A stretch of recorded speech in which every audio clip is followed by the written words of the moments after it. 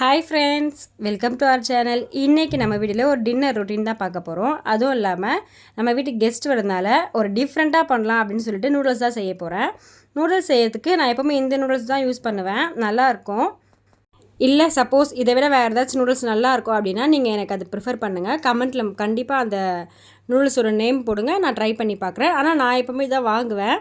First இதை வந்து இன்னைக்கு குவான்டிட்டி அதிகமாக இருக்கிறது நல்லா கொஞ்சம் அகண்ட பாத்திரமாக எடுத்திருக்கேன். ஏன்னா இது கொஞ்சம் வேகிறதுக்கு கேப் இருந்தால் தான் நல்லா வேகும், இல்லைன்னா டக்குன்னு குழஞ்சி போயிடும் ஒரு மாதிரி. அதனால் கொஞ்சம் அகண்ட பாத்திரமாக தான் எடுத்திருக்கேன். எடுத்துகிட்டு நம்ம எடுத்து வச்சுருக்க நூடுல்ஸ் பேக்கெட் எல்லாமே ஒன்றா கட் பண்ணிவிட்டு உடச்சி சேர்த்துக்கலாம்.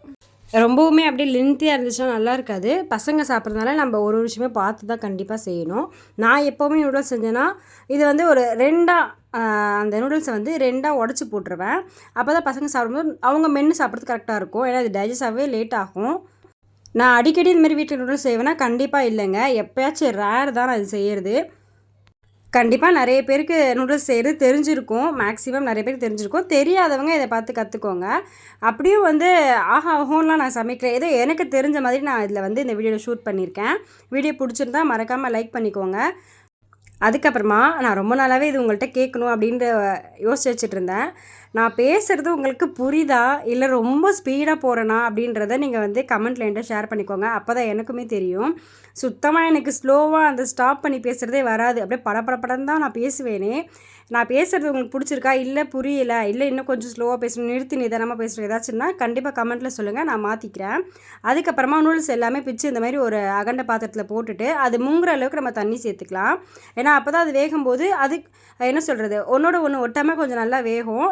நல்லா இந்த மாதிரி முங்குற அளவுக்கு தண்ணி பிடிச்சி வச்சிடலாம். வச்சுட்டு ஒரு 5 மினிட்ஸ் அது அப்படியே ஒரு சைடு இருக்கட்டும். நெக்ஸ்ட் வந்து நம்ம இன்றைக்கி வந்து சிக்கன் போட்டு தான் நூடுல்ஸ் செய்ய போகிறோம். அதுக்காக நான் இன்றைக்கி வந்து சிக்கன் வந்து போன்லெஸ் எடுத்திருக்கேன். அது வந்து இந்த மாதிரி குட்டி குட்டி பீஸாக எடுத்திருக்கேன். அதனால் உப்பு மஞ்சள் போட்டு வாஷ் பண்ணி எடுத்துக்கலாம். இப்போ நம்ம ஒரு 5 நிமிஷத்துக்கு அப்புறமா இந்த நூடுல்ஸ்க்கு தேவையான அளவுக்கு உப்பு சேர்த்துக்கலாம். சேர்த்துட்டு நல்லா ஒரு மிக்ஸ் கொடுத்துட்டு நம்ம கேஸ் ஸ்டவ்வில் வச்சிடலாம். ஃபஸ்ட்டு நம்மளுக்கு நூடுல்ஸ் வெந்துச்சுனாலே ஒரு முக்கால்வாசி வேலை முடிஞ்ச மாதிரி தான். நிறைய பேர் வந்து இப்போவே ஆயில் சேர்த்துருவாங்க. ஆனால் நான் இப்போ சேர்க்க மாட்டேன். நான் அந்த வீடியோவில் காமிக்கிறேன் பாருங்கள். அதில் ஒரு 50% குக் ஆகும்போது தான் நம்ம ஆயில் சேர்க்கணுமே. அப்போ தான் வந்து ஒன்றோட ஒன்று ஒட்டாது. இப்போவே சேர்த்துட்டோன்னா அது கரெக்டாக இருக்காது. அது என்னமோ எனக்கு அப்படி தான், நான் அப்படி தான் செய்வேன். எப்படின்னு எனக்கு தெரியல. இப்போ நம்ம ஃபஸ்ட்டு நூடுல்ஸ் வச்சிடலாம். தண்ணி எப்போவுமே கொஞ்சம் எக்ஸ்ட்ராவே வச்சுக்கோங்க. நூடுல்ஸ் பொறுத்த வரைக்கும் கரெக்டாக இருக்கணும்னு அவசியம் இல்லை. கொஞ்சம் எக்ஸ்ட்ரா இருந்தால் நல்லாயிருக்கும். அதனால் முங்குற அளவுக்கு இருந்தால் ஓகே. அதுக்கப்புறமா ஒரு தட்டை போட்டு கமுத்தி போட்டு மூடிடுங்க. அப்போ பொங்கி தண்ணி வெளியே வராது. அது அப்படியே இருக்கட்டும். நெக்ஸ்ட்டு வந்து நான் 65க்கு மசாலா கலந்து வச்சுட்டேன்.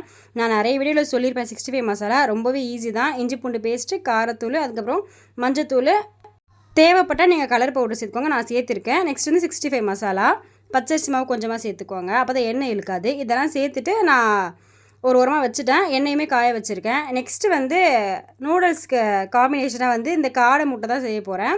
காடை முட்டை நான் ஆல்ரெடி ஒரு வீடியோ போட்டிருக்கேன். ஆனால் நான் அது கிரேவி போட்டிருக்கேன்னு நினைக்கிறேன். இது வந்து நான் இன்றைக்கி வந்து சுக்காவாக தான் செய்ய போகிறேன். கண்டிப்பாக வந்து ஒரு மந்த்லி அல்ல வீக்லி எடுத்துக்கோங்க. அப்படி இல்லைன்னா மந்த்லியாச்சும் ட்வைஸ் எடுத்துக்கோங்க. கண்டிப்பாக அதெல்லாம் உடம்புக்கு ரொம்ப நல்லது. காடை முட்டை நிறைய இடத்துல இப்போலாம் டக்குன்னு ஈஸியாகவே கிடைக்கிது நிறைய சூப்பர் மார்க்கெட்டில். நான் வந்து சிக்கன் வாங்குகிறோம் இல்லையா, அந்த கடையிலையும் சொல்லி வச்சுருவேன். வச்சதுன்னா அவங்க வாங்கி கொடுப்பாங்க. ஒரு சிலவங்க நிறைய சூப்பர் மார்க்கெட்லேயே கிடைக்கிது இப்போலாம் ஈஸியாக. நெக்ஸ்ட்டு வந்து சிக்கனுமே பொரிக்க ஆரம்பிச்சிட்டேன் ஒரு சைடு. ஏன்னா எவ்வளோ சீக்கிரம் செய்கிறோமோ செஞ்சிடலாம். நம்ம வந்து நான் சொல்லியிருந்தேன் ஆல்ரெடி ஸ்டார்டிங்கில் சொல்லியிருப்பேன் நினைக்கிறேன், கெஸ்ட்டு வராங்கன்னுட்டு. அவங்க வரதுக்கு முன்னாடி நம்ம செஞ்சது தான்.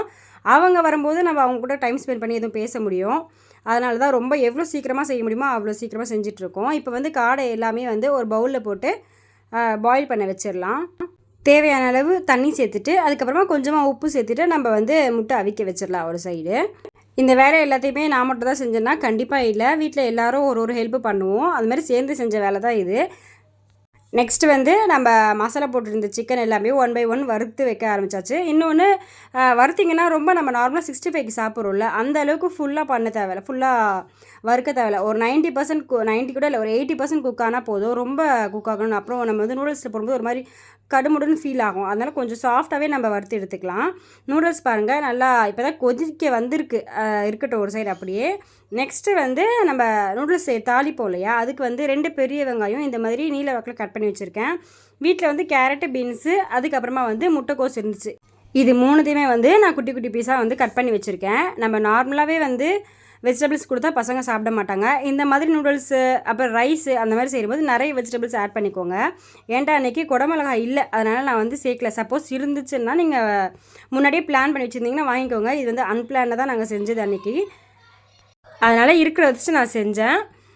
அதுக்கப்புறம் இந்த மாதிரி நல்லா உப்பி வரும். நம்ம போட நூடுல்ஸ் வந்து மேலே உப்பி வரும்போது அந்த ஸ்டேஜ் நான் சொல்லியிருந்தேன் இல்லையா, ஒரு 50% குக் ஆகும்போது தான் நான் எண்ணெய் சேர்ப்பேன் அப்படின்னு சொல்லிட்டு, நல்லா ஒரு சின்ன குழிக்கரண்டியில் ஒரு 2 குழிக்கரண்டி அளவுக்கு எண்ணெய் சேர்த்துட்டு ஒரு 2 மிக்ஸ் கொடுத்துட்டு மறுபடியும் மூடி வச்சுட்டு ஒரு 5 மினிட்ஸில் நம்ம வெடித்து எடுத்துடலாம். இல்லை நூடுல்ஸுமே இப்போவே வந்து ஒரு 50% குக்காகி வந்துடுச்சு. இப்போ பசங்க சாப்பிட்றதால நான் எப்போவுமே கொஞ்சம் நல்லா வேக வச்சு தான் எடுப்பேன்.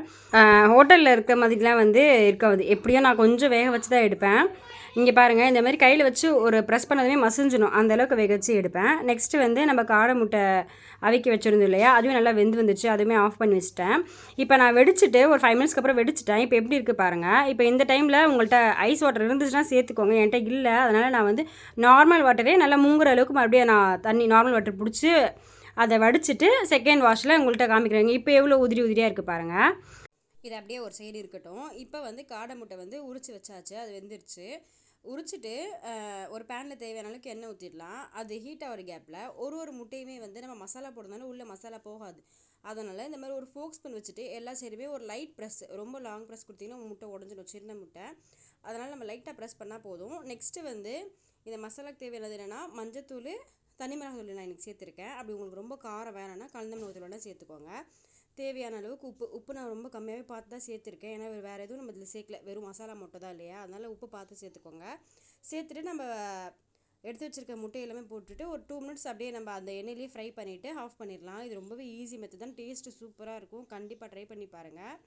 நான் வந்து இதில் பெப்பர் சேர்க்கல, ஏன்னா ஆல்ரெடி வந்து காடை முட்டை ஹீட்டு, அதனால் வந்து நான் பெப்பர் சேர்க்கல. லாஸ்ட்டாக வந்துட்டு கொஞ்சமாக கொத்தமல்லி சேர்த்துட்டு இறக்கிடலாம். பாருங்கள் எவ்வளோ சூப்பராக வந்துருக்குன்ட்டு. கண்டிப்பாக ட்ரை பண்ணி பாருங்கள். எப்போவுமே வந்து ஒரே மாதிரியாக செய்யாமல் பசங்களுக்கு இந்த மாதிரி டிஃப்ரெண்ட்டாக செஞ்சு கொடுத்திங்கன்னா ஆசையாக சாப்பிடுவாங்க. இப்போ நூடுல்ஸ் தாளிக்க ஆரம்பிச்சிடலாமா. நூடுல்ஸ் வந்து நிறைய பேர் டிஃப்ரெண்ட்டாக செய்வாங்க. எனக்கு தெரிஞ்ச மெத்தடில் ரொம்ப சிம்பிளாக டக்குன்னு செய்கிற மாதிரி தான் நான் இன்றைக்கி செஞ்சுருக்கேன். தேவையான அளவுக்கு எண்ணெய் சேர்த்துக்கோங்க. சேர்த்துட்டு ஒரு 2 பெரிய வெங்காயம், நான் ஆல்ரெடி சொல்லியிருந்தேன், 2 பெரிய வெங்காயம், ஒரே ஒரு பச்சை மிளகாய்.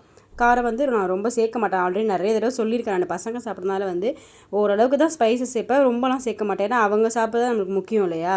அதுக்கப்புறமா வந்து நம்ம நூடுல்ஸ்லையுமே உப்பு சேர்த்துருக்கோம். இதில் வந்து முட்டைக்கும் அதுக்கப்புறம் அந்த காய்க்குமே தேவையான அளவுக்கு மட்டும் உப்பு சேர்த்தா போதும், ரொம்ப சேர்க்க தேவையில்லை. சேர்த்துட்டு வெங்காயம் ரொம்ப வதங்கணும் அவசியம் இல்லை. ஒரு மாதிரி கண்ணாடி பதம் வந்தால் நம்ம எடுத்து வச்சுருக்க இஞ்சி பூண்டு பேஸ்ட்டு நான் வந்து 2 டேபிள் ஸ்பூன் எடுத்திருக்கேன். அதை எடுத்து சேர்த்துட்டு அதையுமே ஒரு நல்லா மிக்ஸ் கொடுத்துட்டு நெக்ஸ்ட் நம்ம கட் பண்ணி வச்சுருக்கிற முட்டைக்கோசு, கேரட், பீன்ஸ் இது எல்லாமே சேர்த்துடலாம். சேர்த்துட்டு இது ஒரு ரொம்ப குக் ஆகணும்னு அவசியமே இல்லை, ஒரு 50% குக் ஆனாலே போதும். கேஸ் வந்துட்டு ஹை ஃப்ளேம்லேயே வச்சிடலாம். வச்சுட்டு நம்ம அப்படியே கரண்டி வச்சுட்டு கிளறி விட்டுட்டே இருக்கலாம். நெக்ஸ்ட்டு வந்துட்டு இந்த மாதிரி லைட்டாக வதங்கினதுக்கப்புறமா சோயா சாஸும் நான் சில்லி சாஸும் சேர்த்துருக்கேன்.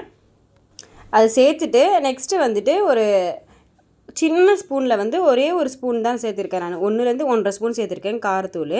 அதுதான் அந்த காய் ஏன்னா ரொம்ப ஒரு மாதிரி சப்புன்னு ஸ்பைசஸ் இல்லாமல் இருக்கும், அதனால் காய்க்கு ஏற்ற அளவுக்கு மட்டும் நம்ம ஸ்பைசஸ் சேர்த்துக்கலாம்.